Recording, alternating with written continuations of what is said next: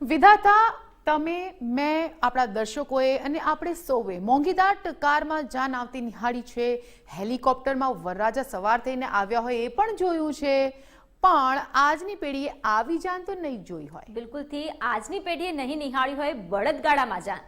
અમરેલીના સાવરકુંડલાના નાનકડા ગામમાં લગ્ન પ્રસંગમાં કંઈક એવા દ્રશ્યો સર્જાયા કે જાન જાનૈયાઓને જ્યાં કહ્યું કે લગ્ન હોય તો આવા હોય।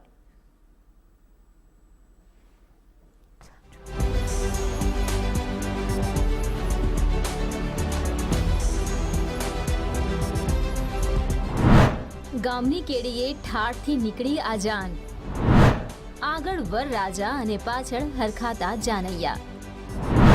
યાદ આવ્યો છે આજે એ જમાનો, કેમ કે શણગારેલા બળદગાડામાં આવી આ જાન। આજના સમયમાં લગ્ન બદલાયા છે, રિવાજો બદલાયા છે અને પરંપરા પણ બદલાઈ। આજની પેઢીએ સાંભળ્યું હોય છે કે એક સમય ગામડાઓમાં બળદગાડામાં જાનૈયાઓ જાય। તેવામાં અમરેલીના સાવરકુંડલાના નાની વડાળ ગામમાં આંબલિયા પરિવારે જૂની પરંપરાને ફરી જીવંત કરી। વડાળ ગામમાં ખેતી વ્યવસાય સાથે સંકળાયેલા રામજી આંબેલિયાએ પોતાના મિકેનિકલ એન્જિનિયર પુત્રના લગ્ન જૂની પરંપરાથી યોજ્યા। એક બે નહીં પરંતુ 32 બળદગાડામાં વડાળથી વિજપડી સુધી જાન નીકળી।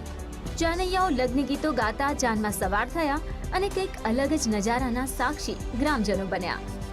એટલે હું તો પરંપરાગતને પહેલેથી માનું છું। મેં કીધું સારું, થોડીક મહેનત પડી, ઝૂલું લાવવામાં, દાંડાના હણગાર લાવવામાં બહુ થોડીક તકલીફ પડી, પણ એ બધું કરી નાખ્યું।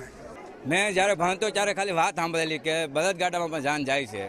મારા પપ્પાએ ખુદ મહેનત કરી અને 30 ગાડા ભેગા કરી અને ગામજનો સહકાર સાથે 30 ગાડા સાથે અમે જાનમાં આવ્યા અને અમને હતું કંઈક નવું કરીએ, જેથી અમે પહેલાં જીપનું વિચાર્યું કે 30 જીપ લાવીએ। પછી જેવું ટ્રેડિશનલ જેવું વિચાર્યું અમે કે પરંપરાગત જેવું કંઈક થાય, એટલે અમે બળદગાડાની જાન લઈ આવ્યા છીએ। પરંપરાગત લગ્નમાં જ્યાં ઘરની મહિલાઓ હોંશે હોંશે બળદગાડામાં સવાર થઈ, જ્યારે ગામની કેડીઓમાંથી જાન પસાર થતી અને તેમાં સવાર જાનૈયાઓ લગ્ન ગીતો ગાતા હોય, ત્યારે એક અલગ જ રોમાંચનો અનુભવ ત્યાંથી પસાર થતા અનેક ગ્રામજનોએ કર્યો હતો।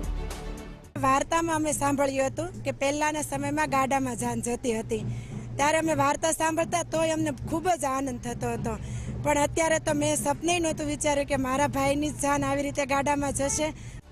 અંદાજે 4 થી 5 દાયકા પહેલા ગામડાઓમાં બળદગાડામાં જાન નીકળતી, ત્યારે આ રોમાંચક વાતો માત્ર વડીલોના મોઢે આજની પેઢીએ સાંભળી હતી।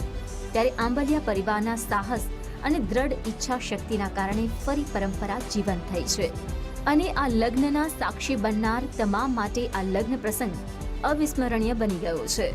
ફારૂક કાદરી, ગુજરાત ફર્સ્ટ, અમરેલી।